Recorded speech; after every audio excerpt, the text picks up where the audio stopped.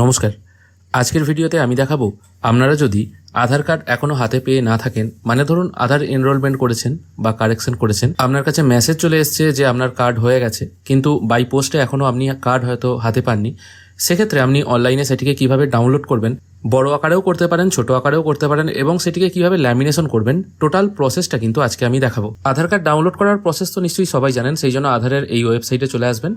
এখানে আসার পর ডাউনলোড আধার এই সেকশনে চলে আসবেন। এখানে এসে আপনার লগ ইন বলে একটা অপশন চলে আসবে, বা এখান থেকেও সরাসরি ডাউনলোড করতে পারেন। আমি লগ ইন অপশন থেকে আধার নাম্বার এবং মোবাইল ওটিপি পুট করে লগ ইন করে নিচ্ছি। লগ ইন হয়ে যাওয়ার পর এখান থেকে ডাউনলোড আধার বলে একটা সেকশন আছে, এখান থেকে কিন্তু আপনি আধারটি ডাউনলোড করতে পারবেন। আধার ডাউনলোড হয়ে যাওয়ার পর আপনার সামনে একটি পিডিএফ জেনারেট হবে, যেটির পাসওয়ার্ড হবে আপনার নামের প্রথম 4টি অক্ষর এবং আপনার জন্মসাল। এই প্রসেসটা তো সবাই জানেন, তাও যেহেতু ভিডিওটা প্রথম থেকে আলোচনা করছি সেই জন্য আমি একবার বলে দিলাম। এবার এখানে আধার ডাউনলোড করার থেকে আপনারা কিন্তু এখানে এসে বা এই পেজে এসে আপনারা পিভিসি আধার কার্ডও অর্ডার করতে পারেন। যদি আপনাদের মনে হয় পিভিসি আধার কার্ড কী করে অর্ডার করতে হয় সেই রিলেটেড ভিডিও যদি আপনাদের প্রয়োজন হয়, তাহলে আমাকে বলবেন কমেন্টে, আমি সেই অনুযায়ী একটা ভিডিও আপলোড করে দেবো। এখানে অর্ডার আধার পিভিসি এই অপশনে ক্লিক করে কিন্তু আপনারা প্লাস্টিকের যে আধার কার্ডটা হয় সেটা অর্ডার করতে পারবেন। তবে সেটা বাড়িতে আসতে একটু সময় লাগে, মোটামুটি দিন 10-12 মতো সময় লাগে সেটা বাড়িতে আসতে। আর সেখানে কিন্তু পুরো আধার কার্ডটা থাকে না। আধার কার্ড ডাউনলোড হয়ে গেলে আপনাদের সামনে এরকম একটি পিডিএফ জেনারেট হবে, যেটি আপনাকে ওপেন করতে হবে অ্যাডোবি রিডারের মাধ্যমে। অন্য কোনো সফটওয়্যার দিয়ে ওপেন করলে আধার কার্ডের ওপর যে গ্রিন টিকটা আছে, মানে ডিজিটাল সিগনেচারের যে গ্রিন টিকটা আছে, সেটা অনেক সময় আসে না। এখানে এটি পাসওয়ার্ড প্রোটেক্টেড, এবং আমি বলেছি পাসওয়ার্ডটা কীরকমভাবে আপনাকে ম্যাচ করাতে হবে। আমি এখানে পাসওয়ার্ডটা ওপেন করছি। পাসওয়ার্ড দেওয়ার সঙ্গে সঙ্গে দেখতে পাচ্ছেন এখানে কিন্তু আমার আধার কার্ডটা ওপেন হয়ে গেছে, এবং এখানে যে সিগনেচার ভ্যালিডেশনের গ্রিন টিকটা আছে সেটাও শো হচ্ছে। যদি অনেকের সিগনেচার ভ্যালিড করার যে গ্রিন টিকটা সেটা থাকে না, জিজ্ঞাসা চিহ্ন থাকে, সেটা কি করে ভ্যালিড করতে হয় সেই রিলেটেড ভিডিও আমি কিন্তু অলরেডি আপনাদের জন্য বানিয়ে রেখেছি। সেটা অনুগ্রহ করে একবার দেখে নেবেন, তাহলে কিন্তু আপনাদের বুঝতে সুবিধা হবে।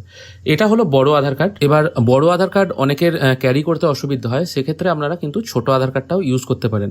ছোট আধার কার্ড কি করে প্রিন্ট আউট করবেন সেটির প্রসেসও আমি এই ভিডিওতেই দেখিয়ে দেবো। আপনাদের সামনে যখন এইভাবে পেজটা রেডি হয়ে যাবে তখন Ctrl+P প্রেস করবেন। প্রিন্ট দেওয়ার জন্য আপনাদের যে কালার প্রিন্টার আছে সেটা সিলেক্ট করবেন। তবে আধার কার্ড যখন প্রিন্ট দেবেন না, সেটা ফটো পেপারে দেওয়ারই চেষ্টা করবেন, তাহলে ফটোর যে গ্লেজ ভাবটা সেটাও পাওয়া যায় এবং পেপারটাও একটু মোটা হয়। আমি ইপসনের L130 প্রিন্টার ইউজ করি, আমি সেখান থেকেই প্রিন্ট দিই। এবং আপনাদের যে প্রপার্টিজ আছে প্রপার্টিজ থেকেও সিলেক্ট করতে পারবেন। যদি ফটো পেপার অপশন না পান, তাহলে প্লেন পেপার বা পেপার টাইপ অপশনে এসে প্লেন পেপারটাকে চেঞ্জ করে প্রিমিয়াম গ্লসি করে দেবেন। এটাকেই ফটো পেপার বলা হয়। অন্য প্রিন্টারের ক্ষেত্রে হয়তো ফটো পেপার অপশন থাকতেও পারে, সেটা অনুযায়ী সিলেক্ট করে এখান থেকে প্রিন্ট দিয়ে দেবেন, তাহলে কিন্তু এটা A4 পেজে প্রিন্ট হবে। এবং যে নর্মাল আধার কার্ডের সাইজ যেটা হয় সেটাই কিন্তু আপনি প্রিন্ট আউটের পর পাবেন। তারপর সেটাকে ল্যামিনেশন করে দিলেই একদম সুন্দরভাবে ল্যামিনেশন হয়ে যাবে। সেটাও আমি দেখাবো, একটু ওয়েট করুন। এবার অনেকে ছোটোভাবে আধার কার্ডটা বার করতে চান, তারা কি করে করবেন?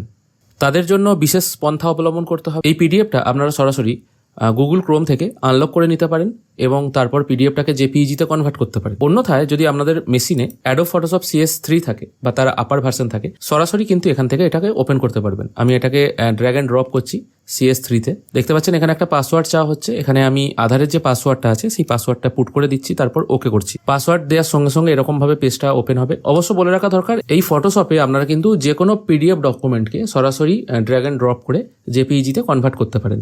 আমার কাছে এটা চলে এসছে, এরপর আমি এটাকে ওকে করে দিচ্ছি। আমি এটা ওপেন করে নিয়েছি। সিকিউরিটি রিজনের জন্য আমি এগুলোকে ঢেকে দিয়েছি। এখানে দেখুন, এখানে কিন্তু সিগনেচার ইনভ্যালিড দেখাচ্ছে বা নট ভেরিফাইড দেখাচ্ছে। এটা কিন্তু আপনি এখান থেকে চেঞ্জ করতে পারবেন না।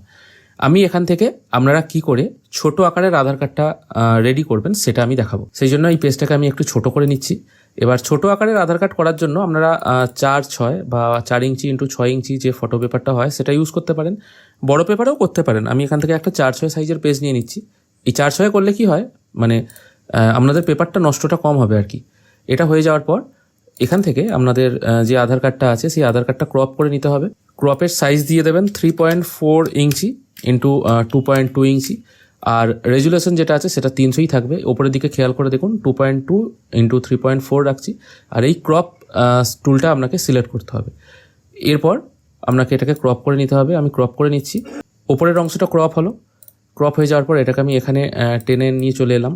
এবার যেহেতু ব্যাকগ্রাউন্ডও সাদা আর কাটিং অংশটাই সাদা, তাই জন্য বোঝার অসুবিধা হতে পারে, সেই জন্য এটার পাশে একটা বর্ডার দিয়ে দেবেন। সেই জন্য এই লেয়ারটাকে সিলেক্ট করবেন। তারপর একদম নিচের দিকে লেয়ার স্টাইল অপশন আছে, এটায় ক্লিক করবেন। এখান থেকে আপনাকে স্ট্রোক দিতে হবে। স্ট্রোকটা লাল দিলে কাটিংয়ের দাগে অনেক সময় লালটা দেখতে বাজে লাগে, সেই জন্য এটা কালারটা চেঞ্জ করে কোনো হালকা কালার দিয়ে দেবেন। আর এখানে সাইজটা 1 করে ওকে করে দেবেন। তাহলে দেখুন এটার যে সাইজ আছে মানে বর্ডারের যে সাইজটা সেটা কিন্তু সরু রইল। মানে কাটিং করলে যদি কোনো জায়গা বেশিও কেটে যায় তাহলে কিন্তু এই কালো রঙের অংশটাই থাকবে, বেশি অন্য কালার আসবে না। এরপর এটা আমি Ctrl Z প্রেস করে দিচ্ছি, তেলে আবার বড় হয়ে যাচ্ছে।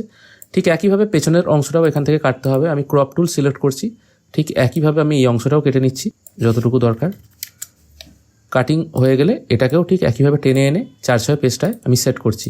এটারও আমি চারপাশে বর্ডার দিয়ে দিচ্ছি, লালই থাক, আমি আপনাদের দেখানোর জন্য করছি। এরপর এই যে পেজটি আছে এটি আপনি এইভাবে ঘুরিয়ে দিতে হবে।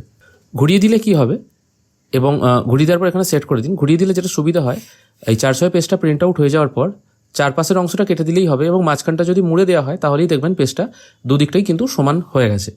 আমি এটাকেই প্রিন্ট আউট করে আপনাদের দেখাবো। এটাও রেডি করলাম, তারপর এটাকে আমি সেভ করে নিচ্ছি। সেভ প্রসেস কমপ্লিট হয়ে গেল। সেভ করার পর পেজটা অনেকটা এরকম দেখতে লাগছে। এরপর আমি মূল আধার কার্ড এবং এই যে ছোট করে সাইজ করা আধার কার্ড দুটোকেই প্রিন্ট আউট দিয়ে দেখাচ্ছি এবং ল্যামিনেশন করে দেখাচ্ছি জিনিসটা ঠিক দেখতে কীরকম হবে। কাটিংটাও সেই সঙ্গে দেখিয়ে দেবো। আমি প্রথমে বড় সাইজের আধার কার্ডটা সেটা প্রিন্ট আউট দিয়ে দিচ্ছি। প্রিন্ট কমান্ড দেওয়ার সঙ্গে সঙ্গে মেশিন প্রিন্ট করতে শুরু করে দিয়েছে। প্রিন্ট হওয়ার পর আমি দেখাচ্ছি। এরপর আমি একটা ছোট সাইজের মানে 4/6 সাইজের পেপার মেশিনে ফিট করেছি। এরপর আমি প্রিন্ট দিয়ে দিচ্ছি।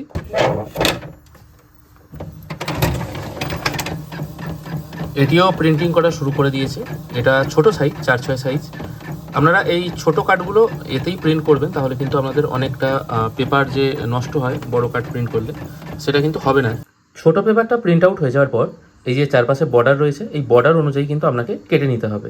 কেটে নেওয়ার পর কীরকম সাইজ আছে আমি দেখাচ্ছি, এবং মুড়লে আমি যেটা উল্টো করে বসাতে বলেছিলাম, মুড়ে দিলে জিনিসটা কীভাবে সোজা হয় সেটাও দেখিয়ে দিচ্ছি। দেখুন যে পেপারটা আমি কথা বলছিলাম, এই যে 4/6 পেপারটা আমি কাটিং করে নিয়েছি। এরপর যখন আমি মুড়ে দিচ্ছি এটা ঠিক উল্টো দিকেই দেখুন এই দিকটা সোজা আছে। যদি আপনারা আলাদা করে মানে দুটোই সোজা দিকে বসাতেন তাহলে কিন্তু পেছন দিকটাও আপনাকে কাটতে হতো, সেক্ষেত্রে অ্যাডজাস্টমেন্টের একটা অসুবিধা হতো। এটা দেখুন সুন্দরভাবে কাটিং হয়েছে, কোনো দিকেই বোঝা যাচ্ছে না কিন্তু, বা আপনার খাটুনিটাও কিন্তু অনেকটা কম হলো। এটা হলো ছোট পেপারটা। আর ঠিক একই রকমভাবে আমি এটা বড় পেপারটাও কেটেছি, এই পাশগুলো কেটে নিয়েছি। এবার এখানে যে মিডিলে যে দাগটা আছে এটাও মাঝখানে কেটে দেবেন, তাহলে কিন্তু কোনো রকম দাগ থাকবে না, জিনিসটা দেখে মনে হবে এটাও একদম অরিজিনাল আধার কার্ড। কাটিং হয়ে যাওয়ার পর আপনাকে ল্যামিনেশন করতে হবে। ল্যামিনেশন করারও একটা টেকনিক আছে। অনেকে দেখবেন ল্যামিনেশন করে, সেক্ষেত্রে ঠিকঠাক পেস্টিং করার জন্য অনেকবার মেশিনটা চালায় বা অনেক হিট করে একবারই চালায়, সেটা নিয়ম নয়। ল্যামিনেশন করার জন্য আপনারা এই টেম্পারেচারটাকে 110 থেকে 120-র ভেতরে রাখবেন। হয়তো সময় লাগবে একটু, তাও এটার মধ্যেই রাখার চেষ্টা করবেন। 110 থেকে 120 রাখবেন। তারপর এখানে রেডি হট বলে একটা সবুজ রঙের আলো জ্বলে উঠবে।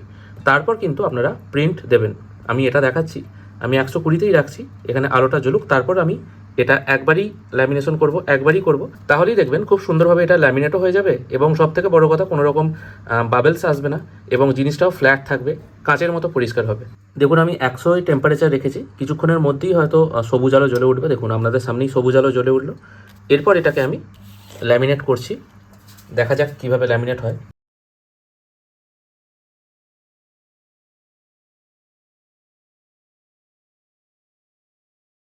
দেখুন ল্যামিনেট হয়ে গেল, পেপার কিন্তু ভাঁজলো না, বা অনেক সময় বেশি হিট হয়ে গেলে যেটা এরকম বেঁকে যায় সেটাও হলো না, কোনো রকম দাগও কিন্তু এখানে পড়লো না, এবং এখানে যে টেম্পারেচার সেটা 100ই রইল। মেশিন হিট হতে একটু যদি সময় লাগেও তাড়াতাড়ি কেমন ঠান্ডাও হয়ে যাবে।